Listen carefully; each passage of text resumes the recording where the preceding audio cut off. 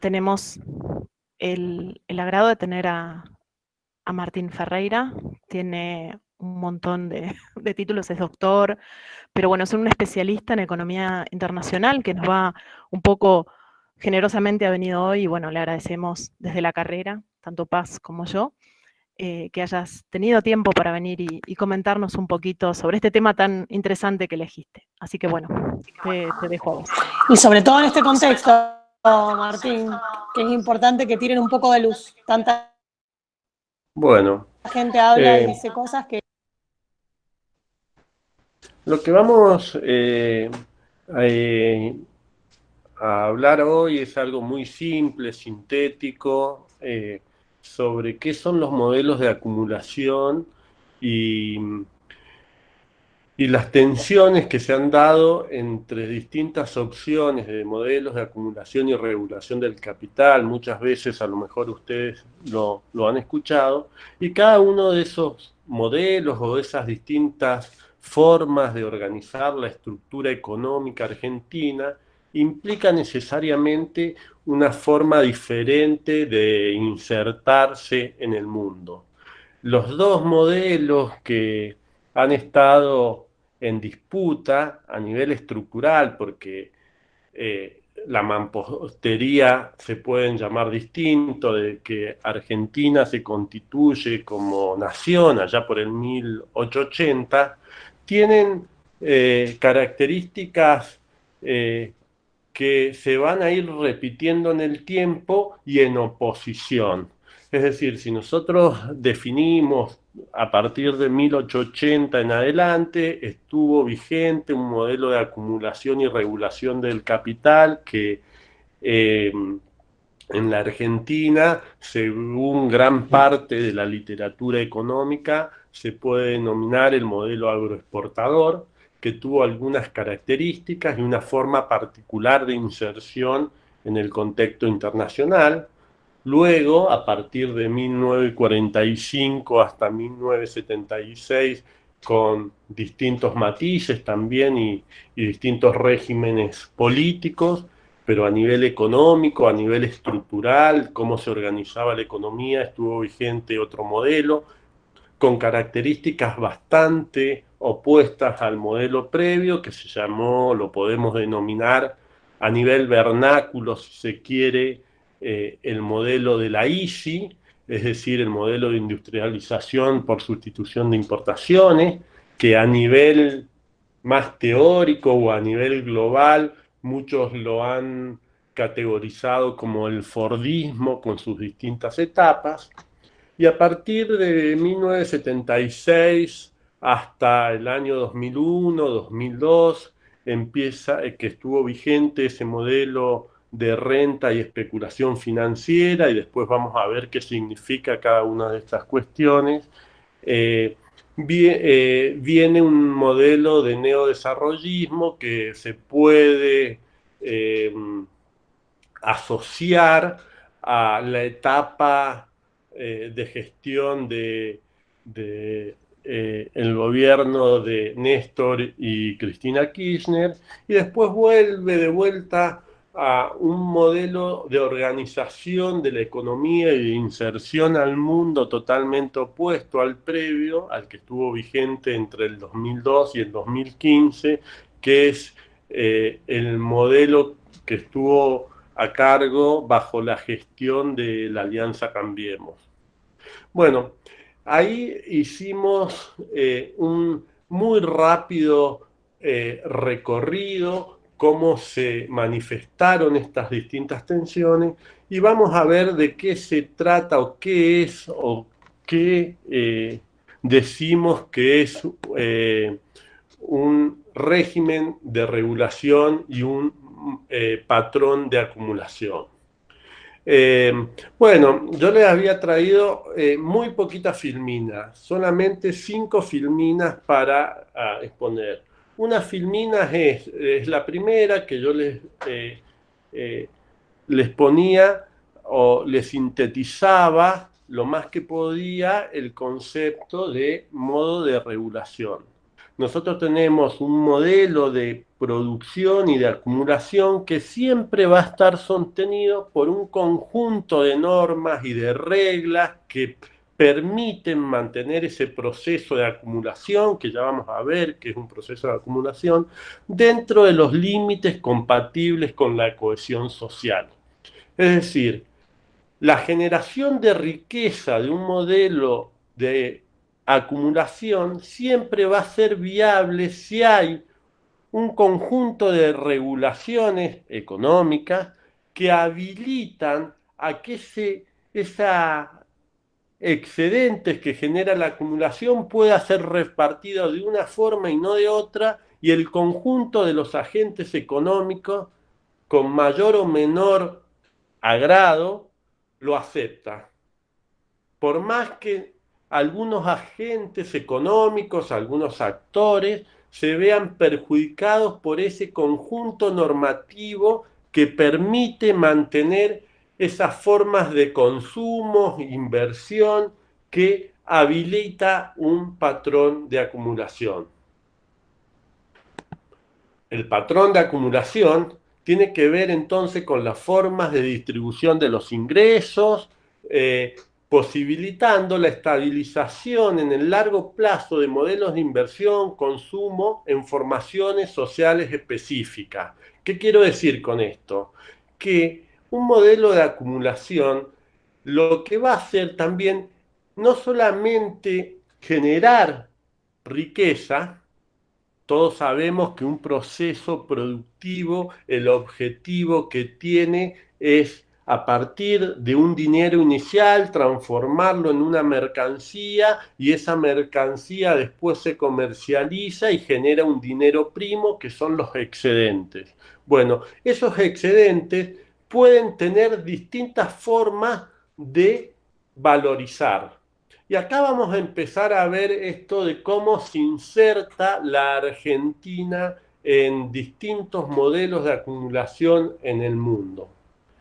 Fundamentalmente, esta forma de generar dinero primo a partir de un capital inicial, transformándolo en un proceso productivo, en algún tipo de producto, de bien o servicio, que luego se vende y genera un excedente, puede tener dos tipos de destino. Puedes tener, tendencialmente siempre hablando, puede tener el destino doméstico o el destino externo. Es decir, puede la producción de una economía fundamentalmente o mayoritariamente puede estar en función de satisfacer las necesidades del sector doméstico, o puede estar producido o generado para comercializarse en los sectores externos de la economía.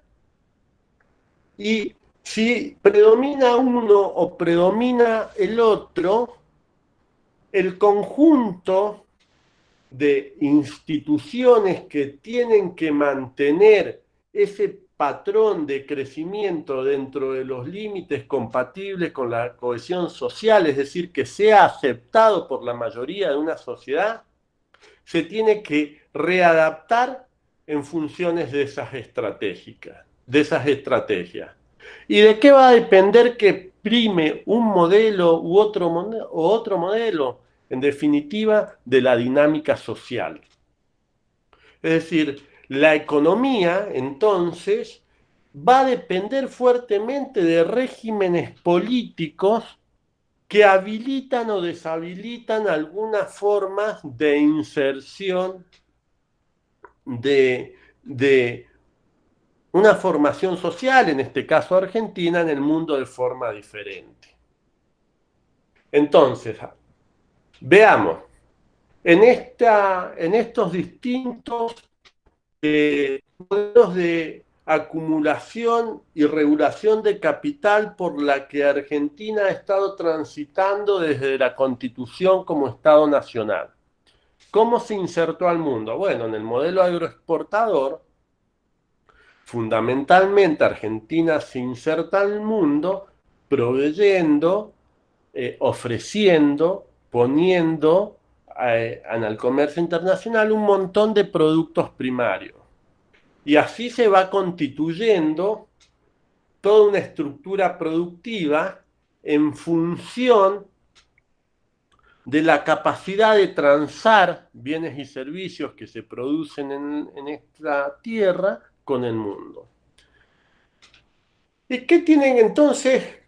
Yo les dije que hay otras instituciones que se tienen que ir adecuando a esa necesidad. El concepto que yo utilizo es el acoplamiento institucional. ¿Cuáles son las otras instituciones económicas que se tienen que adecuar para que el régimen de acumulación se pueda mantener en el tiempo? Y tenemos que tener un tipo de normativo de ordenamiento de la moneda, es decir, el Banco Central de la República va a tener que tener algunos lineamientos políticos para que la inserción internacional sea posible, la relación salarial, es decir, cómo va a ser el mundo del trabajo y las normas que lo van a regular, van a tener que ser con algunas particularidades, y el uso también, si se quiere, del espacio y de los recursos naturales. Van a tener que tener cierto tipo de normativa que posibilite ese régimen de acumulación, si se quiere, extrovertido, en función de proveer al mundo una variedad de bienes y servicios.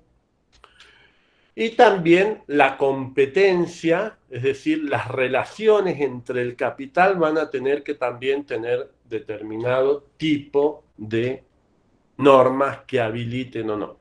Para poner un ejemplo, si nosotros tenemos un modo de acumulación extrovertido, es decir, que fundamentalmente lo que va a buscar es generar bienes o servicios para transarlos, comercializarlos en el mercado externo, la relación salarial va a tener una forma específica. Por ejemplo, solamente va a ser vista como un costo por los empresarios. ¿Por qué? Porque cuando vos querés comercializar en el mundo, vos tenés que ser competitivo. Y para ser competitivo tenés que bajar costos.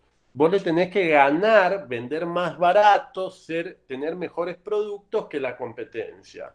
Para bajar costos, tenés el costo salarial, es un costo importante, tenés que buscar normas que lo flexibilicen. ¿Cómo lo flexibilizás al trabajo? Y no teniendo un conjunto de leyes que protejan al mundo del trabajo, al sector del trabajo. Es un costo. Es decir, entonces la idea para que se compatibilicen o se acoplen a nivel institucional con un patrón de acumulación extrovertido, la relación salarial, tiene que ser una relación salarial constrictiva. ¿Qué significa eso? Y bueno, el trabajo tiene que ser barato. ¿Y cómo lo abaratás el trabajo? Y generando flexibilización laboral. ¿Y cuál es otra forma de abaratar el trabajo? Y generando ciertos números importantes de desocupación. ¿Y esto por qué es necesario?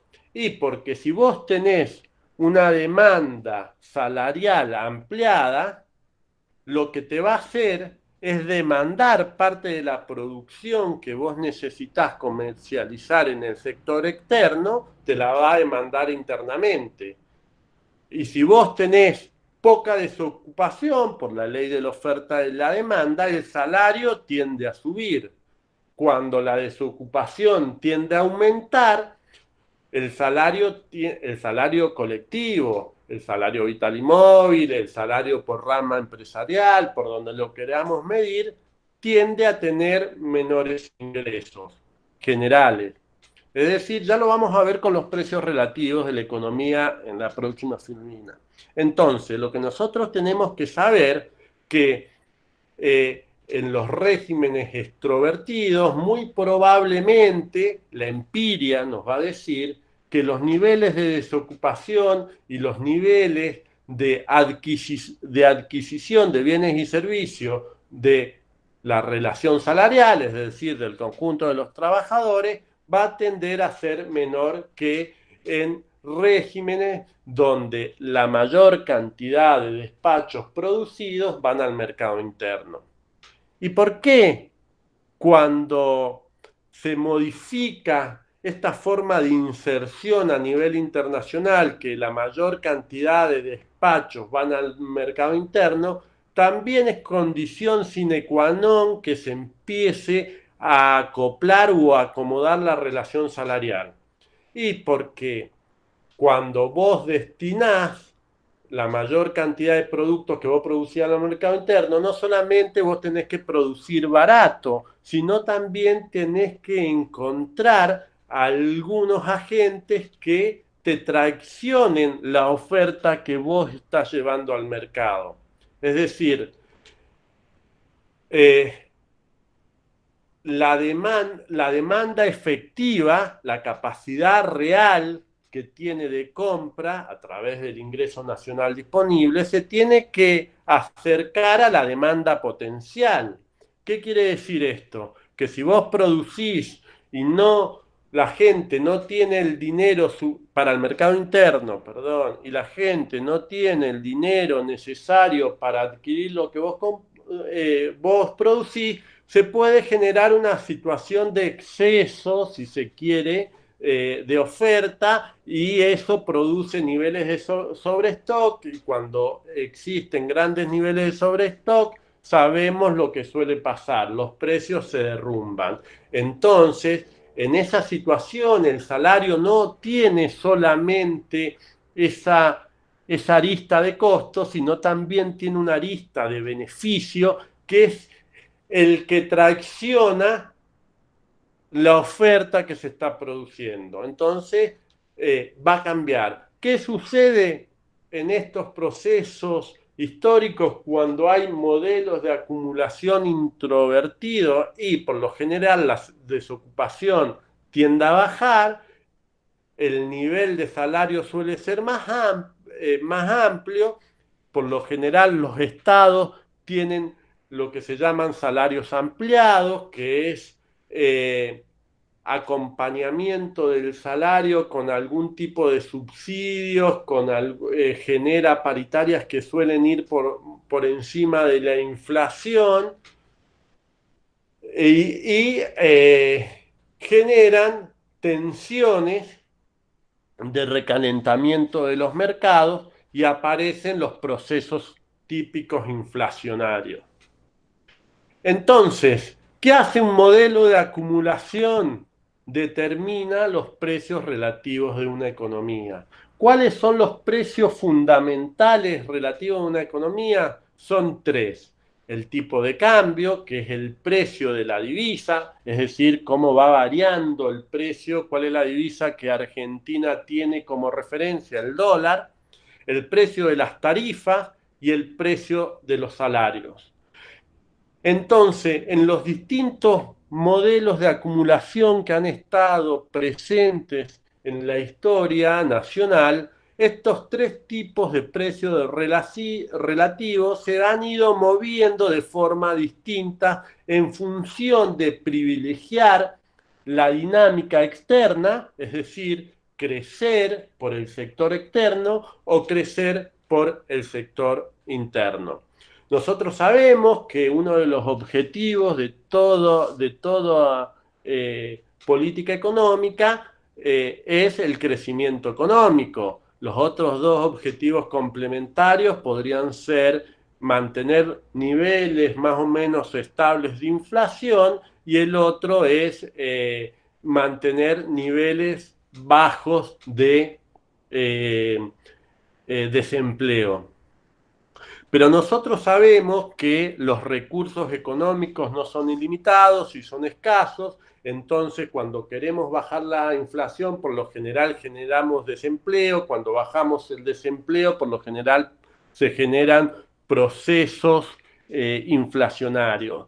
Entonces lo que tiene que hacer la economía, ahí podríamos decir, es buscar determinado tipo de equilibrios que no solamente sean equilibrios sociales o equilibrios productivos, tienen que generarse eh, eh, algunas ecuaciones mucho más complejas para que no repetir lo que siempre le ha pasado a los procesos económicos que han estado vigentes, que se balancean mucho sobre uno o sobre otro y generan equilibrios sociales o equilibrios económicos, pero no pueden lograr juntar o encontrar puntos intermedios que habiliten un desarrollo definitivo de la economía argentina. Es decir, que los procesos de crecimiento que suelen ser muy agudos y de serruchos en la economía argentina, es decir, tiene procesos de crecimiento. La Argentina es como un país que crece pero rápidamente cae. Es como si fuera un velocista, si lo quisiéramos buscar una metáfora deportiva. Corre carreras de 100, 200, 300 o 400 metros en el mejor de los casos. Y eso lo que te habilita es un proceso de crecimiento, pero un rápido parate de la economía. Bueno, habría que ir modificando algunas cuestiones para que estos procesos de crecimiento se pudieran mantener por más tiempo, se pudieran prolongar en el espacio, cosa de salir definitivamente de esta situación de vulnerabilidad por la que suele atravesar la economía a través de las sucesivas crisis que ha tenido. Si nosotros contamos todas las crisis que han habido en la economía argentina en los últimos 40 años, nos sorprenderíamos. Si tenemos el Rodrigazo en el 75, tenemos la crisis de la deuda, la primera crisis de la deuda de la dictadura en el 80, tenemos el plan Austral y el plan Primavera en el 85, la hiper en el 86, tenemos la crisis del tequila, en el 89, la hiper, la crisis del tequila en el 95, tenemos la crisis de la convertibilidad en el 2001, tenemos la última crisis de cesación de pago del 2019. En los últimos 40 años hemos tenido 10 crisis. Cada 4 años hemos tenido una crisis. Y a pesar de esas crisis hemos tenido fuertes procesos de crecimiento. Pero ¿qué pasa? Que las formas que va adquiriendo la economía argentina no le permiten prolongar esos procesos de crecimiento. Y bueno, fundamentalmente porque todo régimen de acumulación tiene que estar sostenido. Yo empecé la charla por un régimen de regulación. Y el régimen de regulación, si nosotros escarbamos un poquito, depende de procesos políticos que consoliden normas y sean aceptadas por el conjunto de la sociedad. Bueno, ahí más o menos tenemos la teoría. ¿Cómo se fueron? Para que ustedes vean cómo cada modelo de acumulación va determinando los procesos de determinación de los precios relativos. ¿Por qué hago tanto hincapié en los precios relativos? Porque cualquier bien que nosotros vamos a consumir va a depender en la economía nacional de las particularidades que asuman estos precios relativos de la economía, que yo ya se los mencioné, eran el tipo de cambio, las tarifas y los salarios. Y estos precios relativos no están determinados por el libre juego de la oferta y la demanda. Están, por lo general, determinados por mercados que son súper regulados e incluso son súper regulados cuando se predominan en la economía procesos políticos económicos que se retira el Estado y deja al mercado como el principal asignador de los recursos económicos.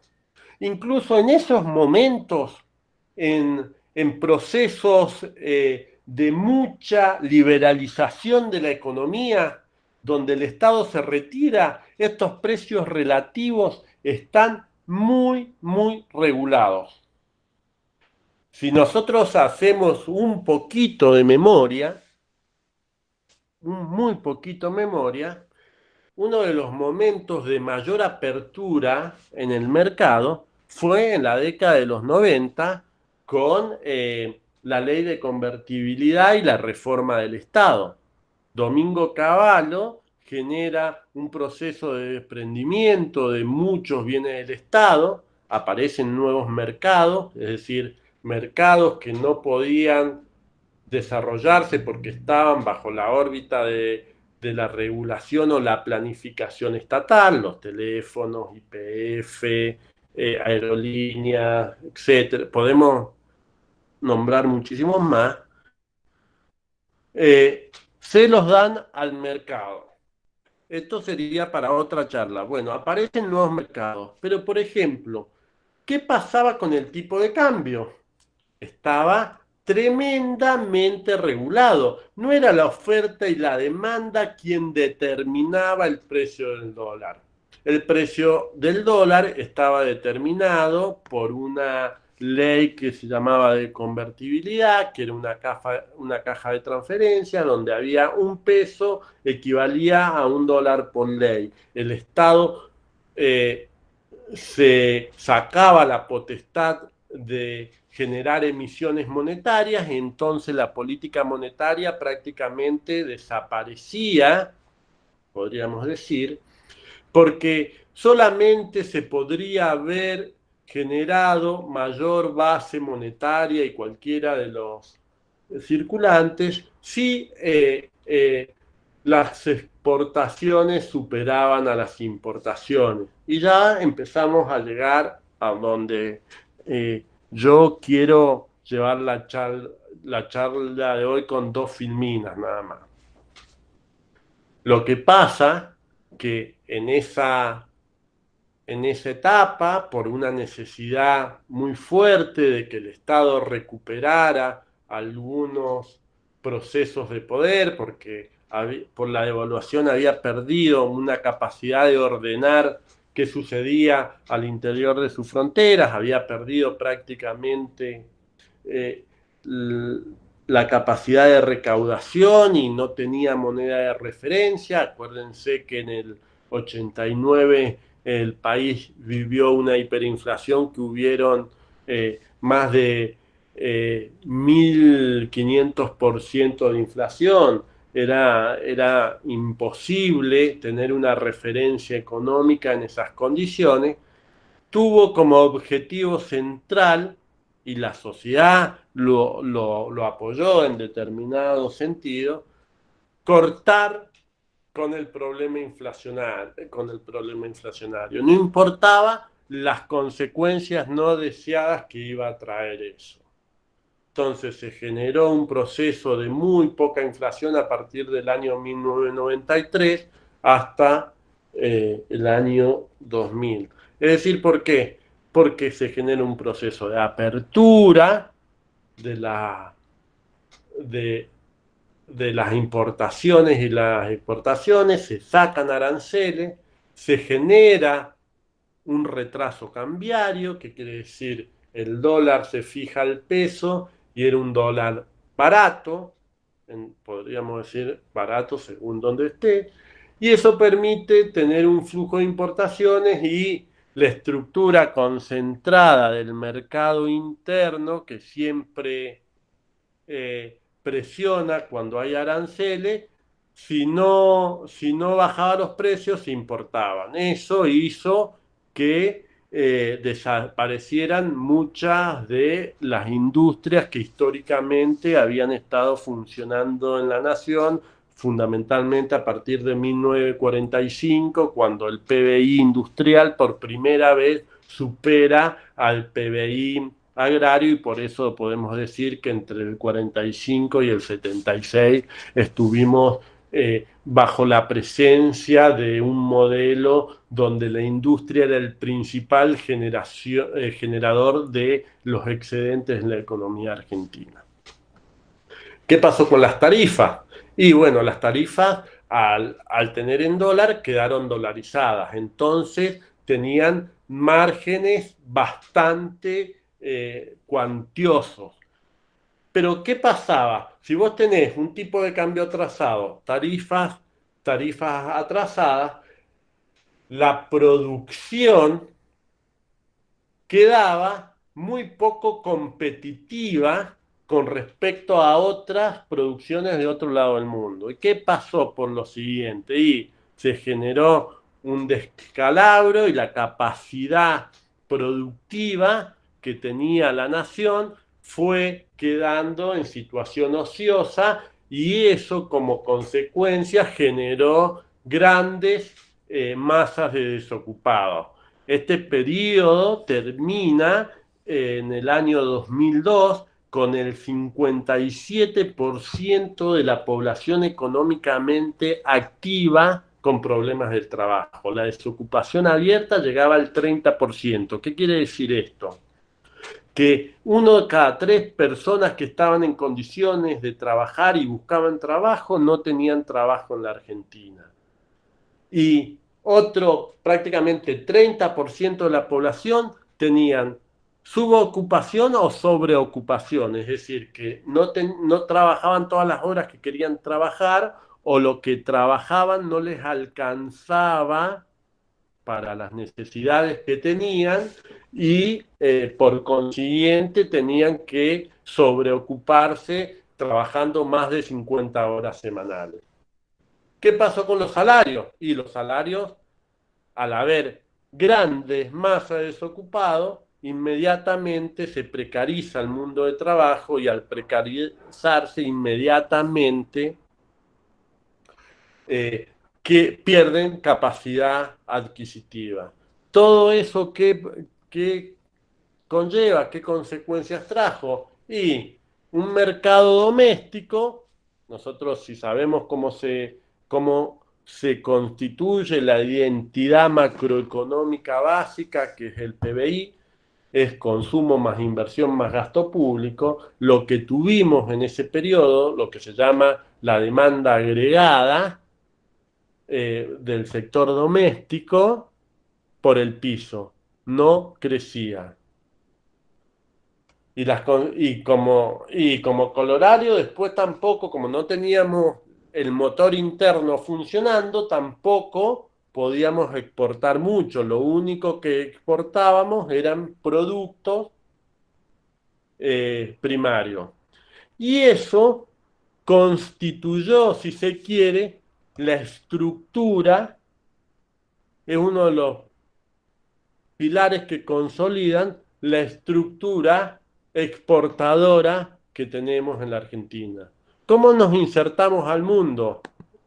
Yo había traído una pequeña filmina hoy que la saco del INDEC, de la última publicación del INDEC sobre el sector externo, y que muestra qué exporta y qué importa la economía argentina en septiembre del 2020. ¿Qué exporta? Fundamentalmente productos primarios. ¿Y qué importamos? Fundamentalmente bienes de capital, y bienes intermedios. Es decir, mucha de la industria nacional no está totalmente integrada, y necesitamos muchos bienes intermedios para que la industria nacional y la economía doméstica pueda funcionar. pueda funcionar. Para que ustedes se den una idea, para que ustedes se den una idea, el 70% de lo que exporta Argentina está vinculado a la zona núcleo. El 25%, 24-25%, según los meses, son productos primarios, fundamentalmente soja, y 40% son manufacturas de origen agropecuario, fundamentalmente aceite y pellet de soja. Después hay un 30% que son manufacturas de origen industrial y un 5% de energía.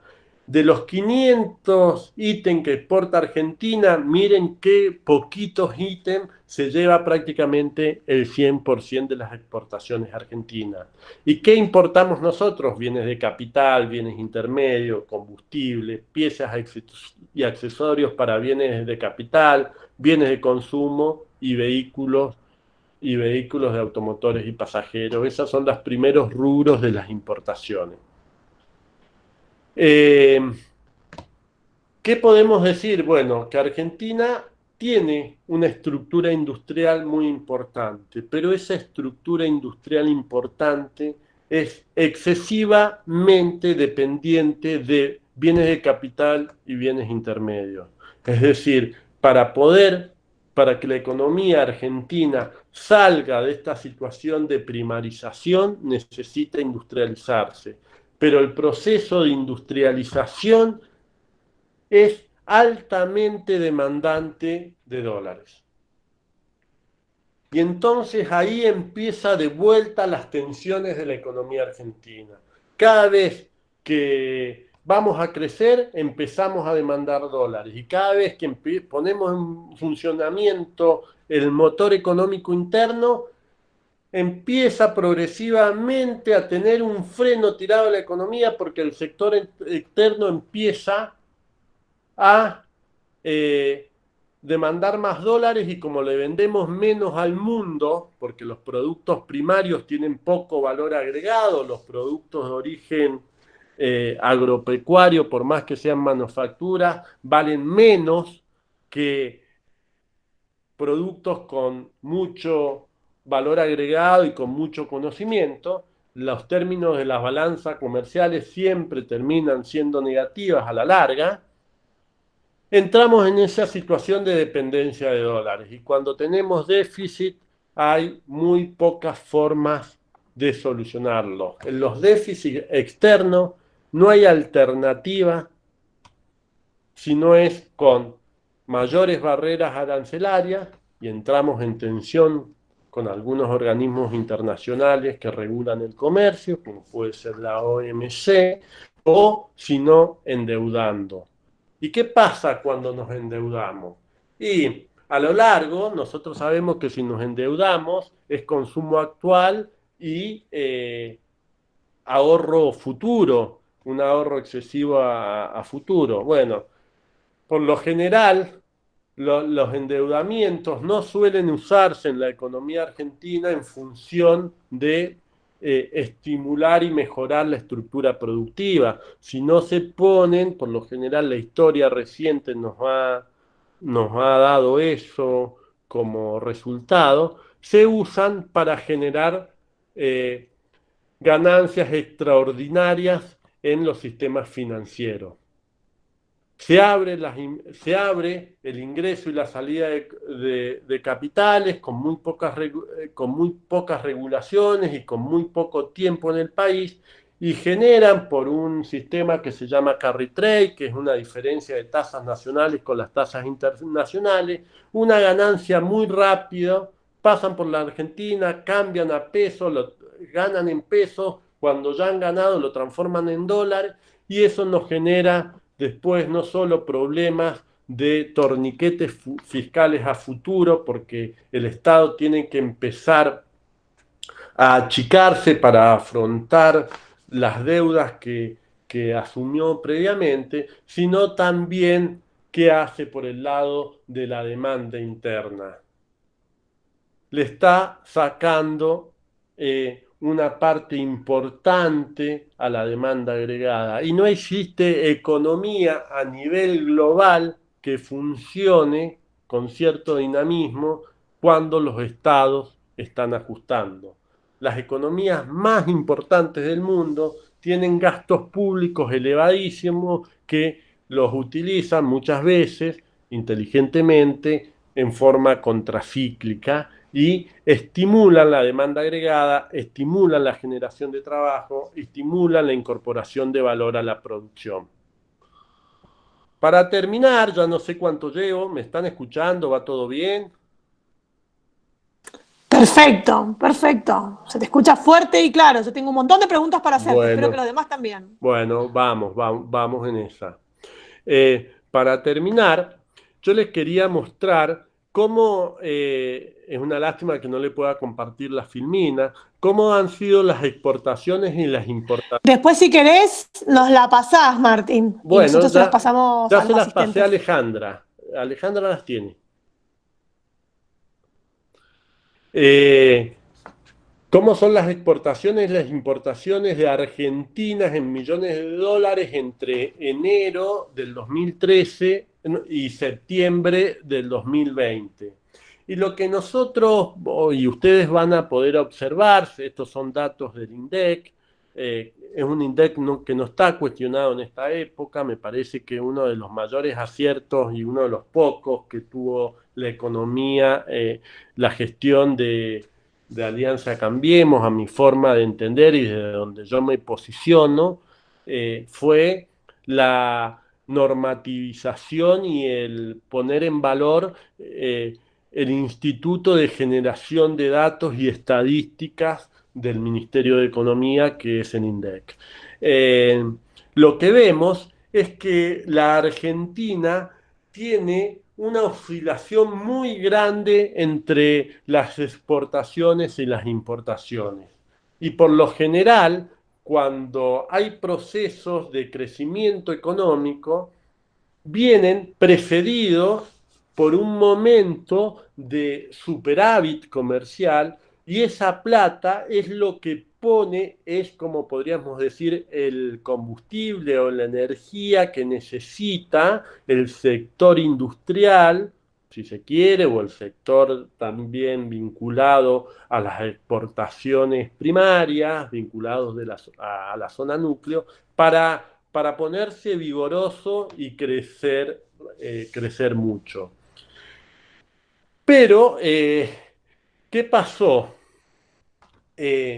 La desregulación total del comercio exterior a partir de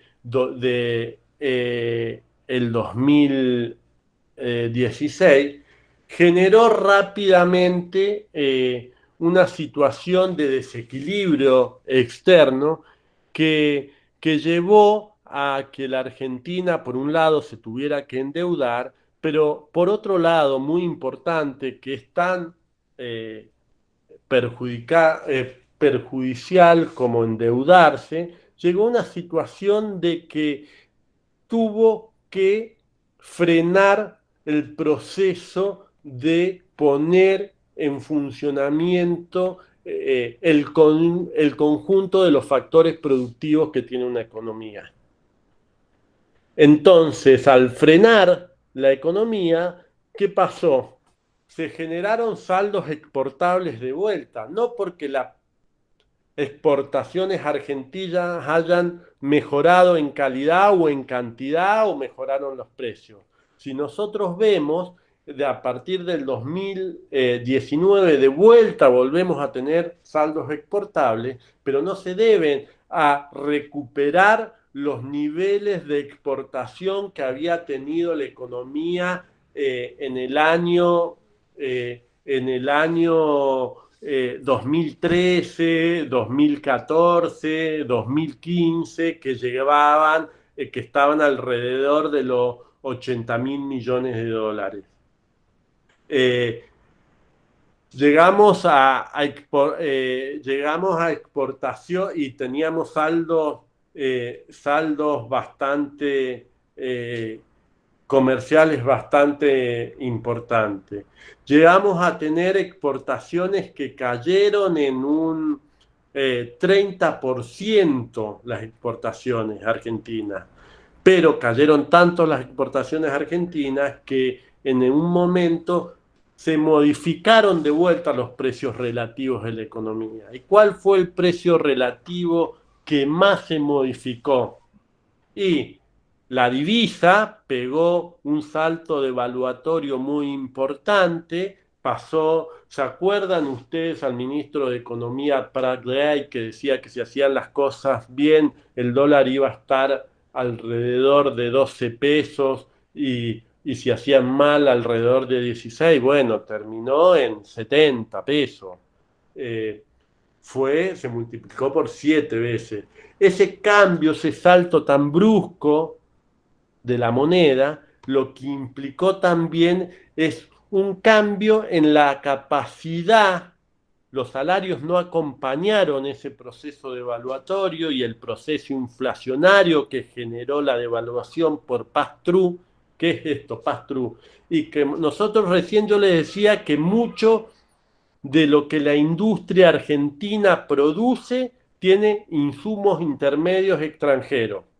Esos insumos intermedios están en dólares. Entonces, hubo una inflación muy fuerte, que no fue una inflación por el lado de la demanda, que la gente estaba traccionando más y consumía más, y en esta puja distributiva, que es todo proceso inflacionario, los sectores que consumen le querían ganar a los sectores que producen. No, el sector del consumo estaba totalmente depreciado, pero como los costos seguían aumentando, el sector de la oferta, es decir, los productores de bienes y servicios, seguían aumentando porque le aumentaban los costos de producción. ¿Cuál fue el costo que aumentó? Sí, el precio de la divisa y las tarifas. Las tarifas, acuérdense que tuvieron en promedio 3000% de aumento. Antes estaban súper atrasadas, sí, estaban súper atrasadas. Después hubo un corrimiento de ese valor relativo que quedaran súper adelantadas, muy desfasadas con los precios, con los demás precios relativos de la economía, fundamentalmente con el salario. Y así fue que el salario pasó el salario mínimo argentino pasó de casi $700, el salario mínimo vital y móvil en Argentina pasó de $700 en 2017 a cerca de $200 que lo tenemos en la actualidad si lo consideramos el dólar oficial y no el dólar paralelo. Bueno, para finalizar, Argentina, por distintas presiones y tensiones internas que hay en la sociedad, en la dinámica social, va eligiendo distintas formas de insertarse en el mundo.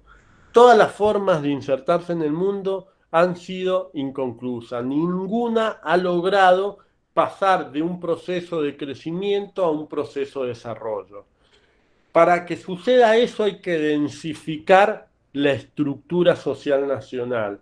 ¿Cómo se densifica? Y generando niveles de institucionalidad que le permitan al conjunto de la producción tener mayores posibilidades de generar algún tipo de producción con mayor valor agregado y los excedentes que se generen de esa producción no tiendan a fugarse afuera de la economía argentina, que se retengan.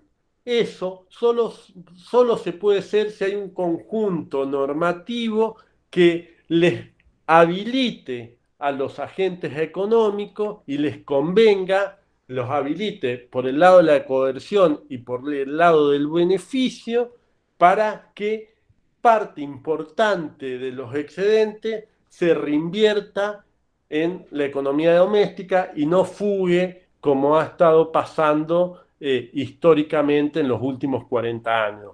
Se supone que la economía argentina es una de las economías más dolarizadas y aparte tiene una formación de activos nacionales en el extranjero que es demencial. Se supone que hay el mismo dinero que genera la economía argentina en un año, alrededor de 500.000 millones de dólares, afuera que adentro. Eso sería, si hubiera alguna forma de canalizar y eso se pudiera poner en función de la producción, tendríamos una inyección de dinero y de riqueza en la economía argentina que le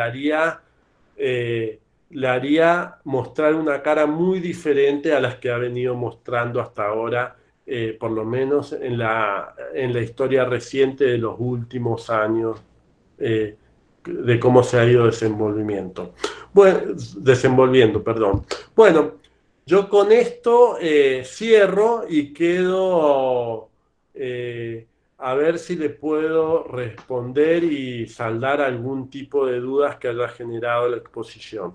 Muchas gracias, Paz y Alejandra, por la invitación. Ha sido un gusto. Espero no haberlos atormentado y haber sido claro dentro de lo posible. Sí, sí, lo que pasa es que viste que los economistas siempre nos hablan con un lenguaje que a los mortales a veces nos deja un poco offside. Entonces, como que uno tiene que poner todo el cerebro para desenredar lo que estás diciendo, si bien eso es muy claro. Pero digo, los economistas nos ponen en esa situación, ¿no? Creo que a todos y a todas las que están acá les pasa lo mismo. Yo tengo una duda y una pregunta, y no sé, los demás chicos, chicas que pregunten, estaría bueno porque habrán visto que Martín tiene muchísimos conocimientos y sobre todo para la actividad de ustedes, que es el comercio internacional. ¿Cuál es tu opinión respecto de todo lo que se dice hoy del dólar? Eso me reinteresa como mortal, tener una opinión de alguien que sabe más allá de la que yo puedo sacar sola. Bueno, ¿qué pasa con el dólar? El dólar para la economía argentina es un bien escaso. ¿Por qué es un bien escaso? A pesar de que hay algunas condiciones estructurales que tendrían que decir, no están faltando tantos dólares. ¿Y a qué se debe esto? Bueno, el bajón de la producción de la economía argentina ha hecho que entre el 2019 y el 2020 hayan entrado por el sector externo, que es la única forma genuina de conseguir dólares, han entrado alrededor de 25.000 millones de dólares. Pero ¿qué pasa cuando vos ves que tenés un saldo favorable tan alto? ¿Qué sucede? Que las reservas del Banco Central, ¿qué son las reservas del Banco Central? Son la capacidad que tiene el país de hacer frente a las necesidades que tiene de comprarle al mundo determinado tipo de producto. Cuando yo le decía que para poner en funcionamiento la economía nacional necesita comprar bienes de capital, bienes intermedios, combustibles, piezas y accesorios de bienes de capital, para poner en funcionamiento necesita dólares, porque son cuestiones que no se producen.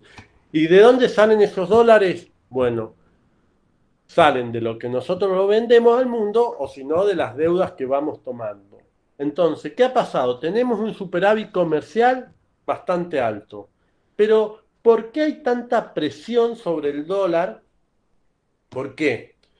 Porque hubo un proceso de mucho endeudamiento y ese proceso de mucho endeudamiento se generó a partir de generación de cuasimonedas o de instrumentos financieros. Ustedes deben haber escuchado hablar de las LEVAC en el periodo de gestión de la Alianza Cambiemos y de los supermartes que habían cada 45 días. ¿Qué significaba eso? Que se generaba dinero fiduciario, herramientas financieras para que la gente invirtiera en pesos y no se fuera a dólares. Pero en algún momento la gente ya estaba satisfecha, en realidad no la gente, el mercado, los grandes grupos inversores, ya estaba satisfecha de los márgenes de ganancias que habían hecho y se pasaron a dólares. Después quedó un residuo muy importante y se generó otro tipo de herramienta financiera que se llamaban los LELIQ. Los LELIQ eran mucho más cortos y solamente lo podían manejar los bancos. Bueno, ahí también generaron otra pelota especulativa de generación de mucho dinero financiero. ¿Qué sucedió? Mucho se fue fugando, pero algunos, y cuando se fuga ese dinero, no es otra cosa de los grandes saltos que han habido en el precio de la divisa. Cada vez que se iba una parte importante del dinero, que decían los grandes grupos financieros, bueno, ya está acá, estoy satisfecho de lo que gané, se pasaban a dólares y el pasarse a dólares era una venta brutales de pesos y eso inmediatamente generaba eh, un salto en el valor de la divisa y un proceso devaluatorio. ¿Qué pasó ahora? Tenemos mucho saldo comercial, no estamos pagando deuda, entonces no se estaría yendo tanta fuga de capitales. Y entonces, ¿por qué sigue habiendo tanta presión sobre la divisa? Y bueno, fundamentalmente porque quedaron pesos rezagados de esas burbujas especulativas que se habían creado.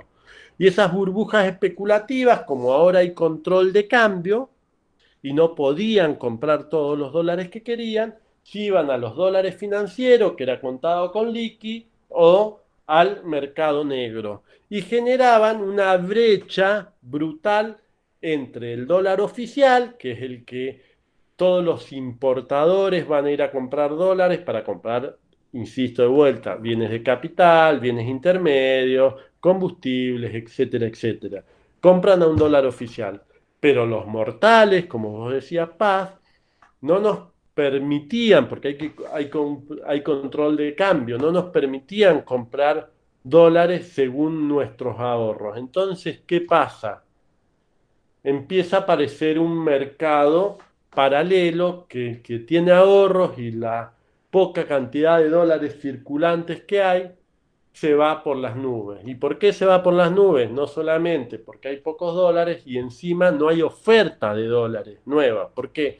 ¿Quiénes traían dólares para ese mercado marginal o mercado paralelo que eran los dólares blue? Los turistas.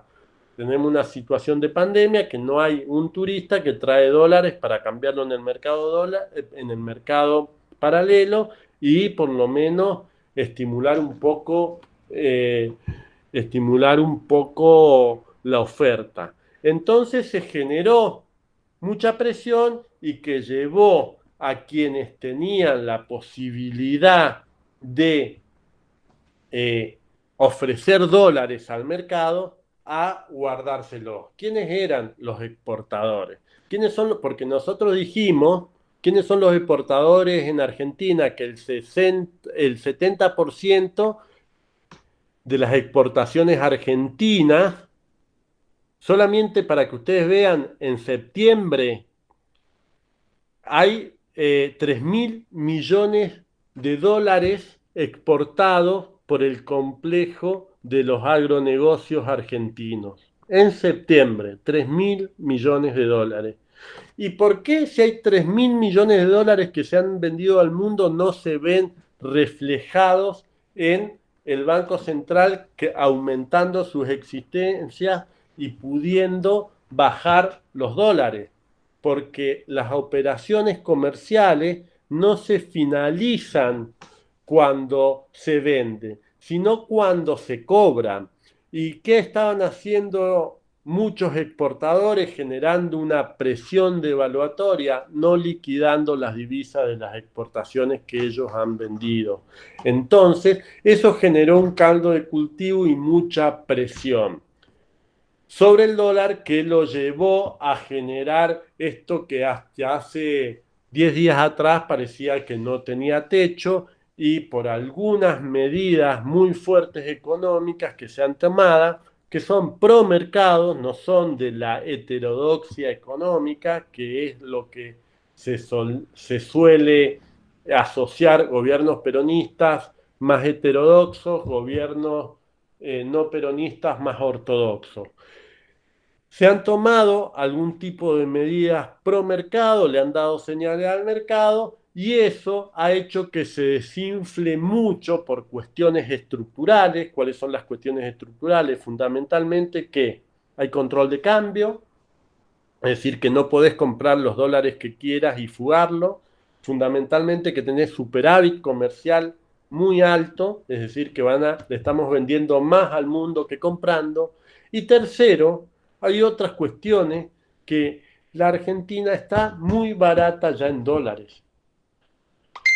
Entonces, esas condiciones estructurales, cuando se dio un poco la presión política de aquellos agentes económicos que tienen un poder diferencial, imagínate, de, eh,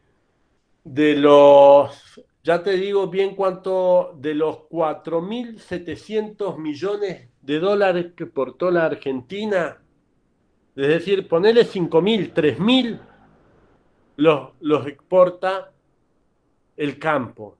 Y cuando hablamos del campo no son miles y miles de productores. Esos ya han liquidado. Son 5 o 6 grandes grupos exportadores que tienen muy probable en su bolsillo 10.000 millones de dólares que no los liquidan a la economía argentina y eso genera mucha presión. ¿Y por qué no los liquidan? ¿Qué les interesa a ellos? Y si ellos llegan a devaluar, ellos tienen dólares, tienen más plata, más poder de compra en el poder nacional. Se benefician con una devaluación. Bueno, en ese tiro y afloje estaba el gobierno. ¿Por qué no quería devaluar el gobierno? Porque, bueno, dice, ¿por qué no devalúo y le hago un favor a estos tipos? Porque nosotros tenemos una historia reciente que cada proceso devaluatorio implicó transferencias a precio del conjunto de los bienes que consume una economía. Y que si se pasan a precio los procesos evaluatorios, ¿qué significa eso? Que mucha más gente, como no hay recomposición salarial inmediata, va a quedar bajo la línea de pobreza y la situación de pandemia ha generado un parate en la actividad económica que ha aumentado muy drásticamente los niveles de pobreza. Entonces, bueno, en ese brete estamos, que por un lado hay muchas acciones de gobierno para no devaluar y hay muchas presiones de agentes económicos con mucha capacidad de influir en los mercados por su gran tamaño, son prácticamente oligopólicos. Estoy pensando Grupo Noble, Cargill, el Grupo Globo Copatel, el Grupo Urquía, el Grupo Vicentín. Se me debe estar faltando uno o dos, pero esos grupos muy probablemente que tengan 10.000 millones de dólares para especular y ver cuándo los liquidan y cuándo no. Eso genera mucha tensión sobre la divisa. Bueno, ¿qué hizo el ministro de Economía para desinflar un poco la presión? Y agarró y generó a esos grupos, esos fondos financieros que se habían quedado pegados en pesos, le dio un bono linkeado en dólares. Y agarró toda esa plata que estaba comprando contado con liqui y la sacó del mercado. Y entonces hay menos presión de pesos argentinos sobre querer comprar dólares. Y por los problemas de la oferta y la demanda, va a haber menos demanda de dólares. Ya esos dólares que estaban tensionando, que eran alrededor de 1.500 millones de pesos, ya no están más presionando a la divisa. A la divisa. No sé si te lo pude explicar. Sí, más, con más información incluso. Mira, me diste más data de la que necesitaba. Excelente, muchas gracias, Martina. ¿Alguien más quiere preguntar? Yo capaz, una pregunta respecto también al dólar. Viendo la poca confianza que hay respecto al peso por todos los argentinos, ¿por qué no se opta por dolarizar? O sea, es muy amplio lo que estoy preguntando, como hizo Ecuador, por ejemplo, que más o menos estabilizó en temas inflacionarios su economía dolarizándola. Eh, sí, lo que pasa es que vos dolarizás y perdés la capacidad de determinar los precios relativos de la economía. y queda todo tu aparato productivo determinado con distintos niveles de productividad determinado o en función de economías muchísimo más productivas. Vos dolarizando eh, vas a cortar a rajatabla el problema inflacionario, pero eso es un equilibrio que vos tenés que buscar. Pero la economía, como objetivos centrales, no solamente tiene que tener la estabilización de los precios, también tiene otros objetivos, como por ejemplo la generación de crecimiento y la generación de empleo. Si vos eh, dolarizás, dejás sin niveles de competitividad, muy probablemente, a muchas de las industrias nacionales. Y eso generaría abrirías las compuertas al desempleo y a la pobreza, por un lado. Y por el otro lado, si vos las industrias que te generan riqueza, que te generan crecimiento, para que vos tenés una idea, las dejás en terapia intensiva. Y para que vos te dé una idea cómo se compone el PIB nacional, vos tenés el sector doméstico y el sector externo. En el sector doméstico, el 90% del ingreso, mirá, de los 500.000 millones de dólares que genera la economía argentina, 500.000, hacete esa idea, 420.000 millones se generan en la economía doméstica.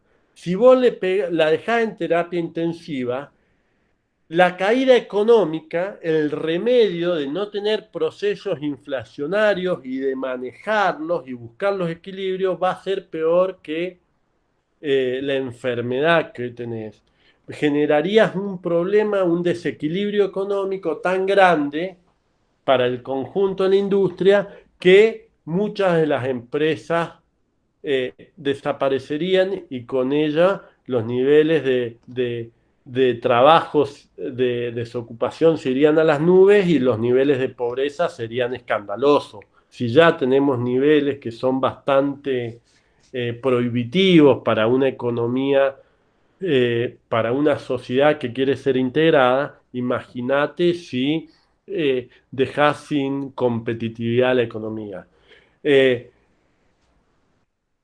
Sí, de hecho yo te agrego un dato de alguien que trabaja en el Observatorio Argentino de Marketing, que es ecuatoriana y que tiene un cargo muy importante en el Parlasur, en el Parlamento Andino en realidad, perdón. Es muy pobre el ecuatoriano, la gente ecuatoriana recibida con un montón de formación, o sea, evidentemente a la población, Fede, digo, hablo por ella en particular, que la conozco y he ido un montón, no le va tan bien cuando la economía está dolarizada. Bueno, y el otro problema es que el problema inflacionario, nosotros lo hemos visto, no es exclusivamente un fenómeno monetario. Por ejemplo, entre septiembre del 2018 y septiembre del 2019 hubo cero emisión, 0 peso se emitió en la economía. Y por lo que yo antes le comenté, por pass-through, por el proceso devaluatorio que hubo, la inflación fue la más alta en los últimos 15 años. 60% de inflación hubo en ese periodo. Entre septiembre, eh, Duhovne, en septiembre del 18, adopta una política monetaria de emisión cero. En septiembre del 19, del 18, buscarlo en cualquier, lo podés buscar en los informes del Banco Central, lo vas a encontrar fácilmente. En septiembre del 19 tenías en el mismo periodo de emisión cero, inflación 60%. ¿A qué se debe? Bueno, la inflación es un fenómeno mucho más complejo que monetario, como dice la teoría ortodoxa. Yo ahí la discuto muy fuerte. El fenómeno, la inflación de la oferta, por el lado de la oferta, cuando te aumentan los costos, es tremendo. Si vos me imaginate, devaluaste. Vamos con el ejemplo del el kilo de pan. ¿Por qué aumentaba el kilo de pan? Y porque vos devaluaste y vender un kilo de pan valía un dólar se cotizaba a una unidad monetaria. Ahora el dólar vale 16, pero el trigo, como se maneja en dólar, se pasó a 1,6. Pero la energía también aumentó porque se devaluó. Entonces, cuando vos ves al panadero, si bien no le pagó más al peón o al maestro panadero, no le pagó más, pero pagó más luz, pagó más el trigo, pagó más la levadura. Tenía que comprar un horno que el horno, si bien se hace en Rosario, pero el hierro y el acero inoxidable lo traen de Brasil, es en dólar, le salía más caro el horno. Cuando vos ves al final de la vuelta, aumentó muchísimo el costo de producir pan. Entonces, inflación de costo. Y otro problema que tiene la economía argentina es que no tiene una regulación de la concentración. Argentina es un país que la concentración de la producción de bienes y servicios y la comercialización es pornográfica. ¿En qué sentido le digo? Cuando usted, Alberto Fernández, con poco desatino, con muy poco atinado, fue a la quinoa y le dijo, qué bueno, yo no sabía que todas las cervezas que tomo yo eh, las hacen ustedes. Tiene el 90% de los despachos de cerveza en el mercado interno es de una sola empresa. El que tenga una noción mínimo de microeconomía sabe que puede determinar, esa empresa va a determinar el precio o la cantidad de cerveza que van a tomar los argentinos. Y si nosotros vamos a cualquier bien salario, nos va a pasar lo mismo. Por ejemplo, si nosotros vamos a los enlatados de la agroindustria enlatada, Arcor tiene prácticamente el 70% de los enlatados que se venden en Argentina. Y si vamos a los secos, a los no perecederos, Molino de Río de la Plata tiene una posición dominante de mercado que es altísima. Y si vamos a los vinos comunes, para un caso muy cercano a nosotros, dos empresas, una es el grupo Trapiche y otro el grupo Fecovita, tienen el 80% de los despachos de vinos comunes en el mercado doméstico. Y si vamos a las telefonías celulares, no hace falta que le diga cuáles son las 4 compañías. Y si vamos a la leche, hay 2, a la leche fluida hay 2, y si vamos a la yerba también no hay más de 3 que tienen prácticamente oligopolizado todos los mercados. Y si vamos río abajo, por ejemplo, muchos dependen de el Tetra Pak para envasar y hay uno solo, es monopólico. Y cuando, qué sé yo, y muchos dependen, por ejemplo, toda la industria de las bebidas dependen de la botella y hay dos y uno tiene el 70% del mercado. Entonces tenemos una estructura productiva tan concentrada que determinan los precios.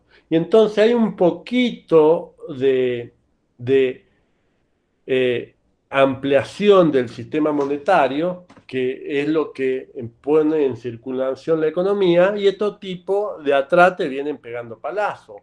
Para que vos veas, el mercado minorista, todo lo que nosotros consumimos, de cada 100 pesos que se gastan minoristas en el mercado nacional, 80 pesos, 82 para ser más preciso, solamente están concentrados en 5 grandes cadenas de supermercados.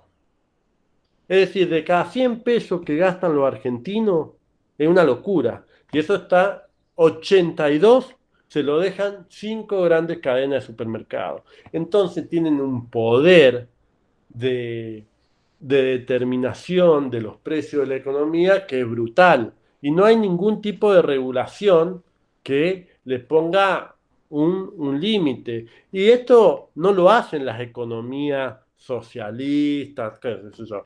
Inglaterra a los supermercados le pone un máximo de ganancia sobre el patrimonio neto invertido. Y yo no diría que Boris Johnson, es un tipo con ideas ni socialdemócrata, es un tipo ortodoxo, pero tienen una estructura mucho más competitiva, mucho más regulada, que permite tener un poco las sociedades más equilibradas. Lo que pasa es que acá hay una tensión muy grande, si se quiere, entre los sectores de la oferta y los sectores de la demanda, si lo querés ver con conceptos de la economía clásica, o si querés ser más crítico entre los sectores del capital y los sectores del trabajo.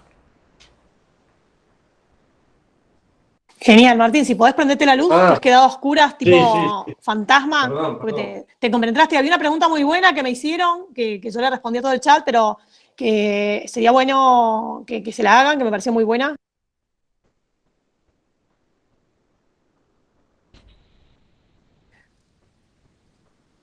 Que me preguntaste por WhatsApp. Yo, ahí se la hago. Quería Sí, preguntarle, perdón, soy Aldana, quería preguntarles qué sectores es mejor que subsidie el Estado y si tantos subsidios innecesarios capaz que realiza el Estado es un problema para la economía. Sí, mira,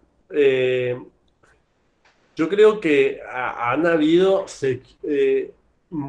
había una homogeneización del subsidio muy mal usado en una época, y que se subsidiaba sectores de la población que no necesitaban subsidio.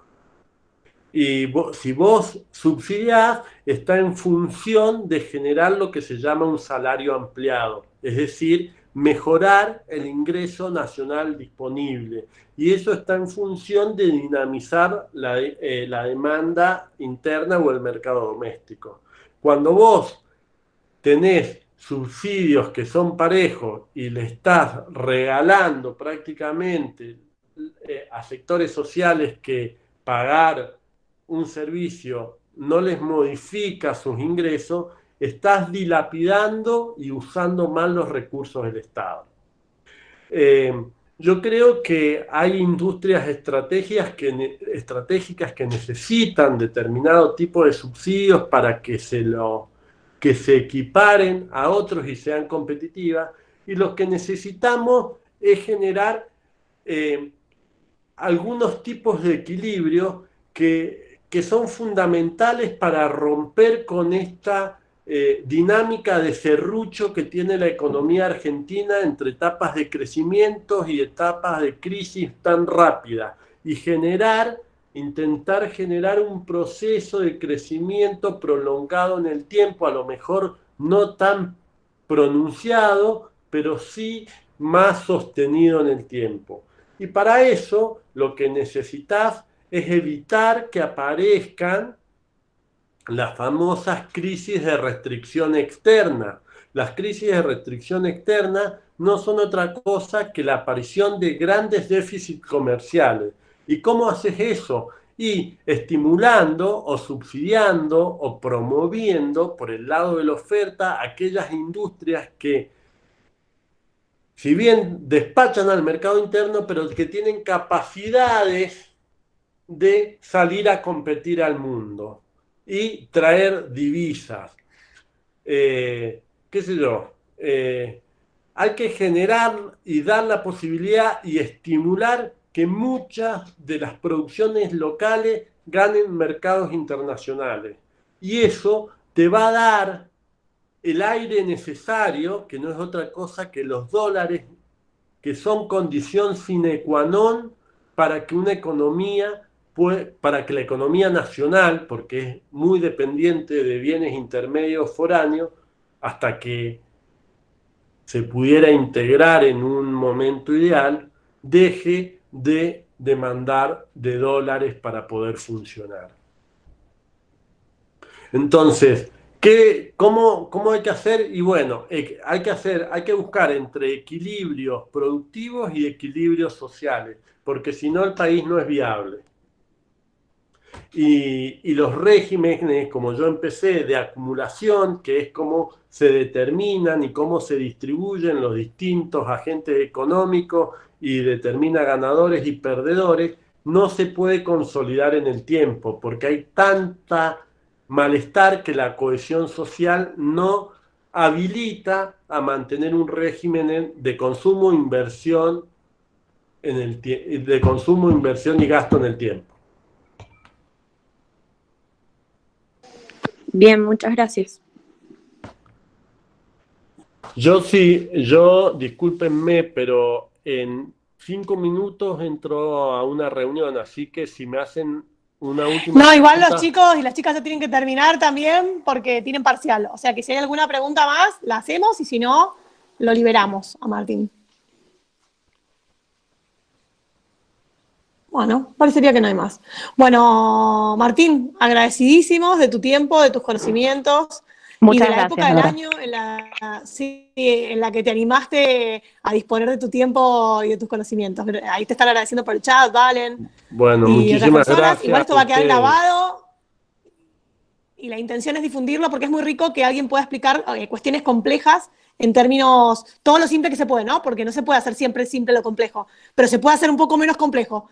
Y básicamente, bueno, te agradecemos, ahí está, te están agradeciendo, te agradecemos el tiempo y el esfuerzo y vamos a dejar esta charla grabada, en el chat te están agradeciendo un montón. Vamos a dejar esta charla grabada para que después puedan acceder a la misma, ¿sí?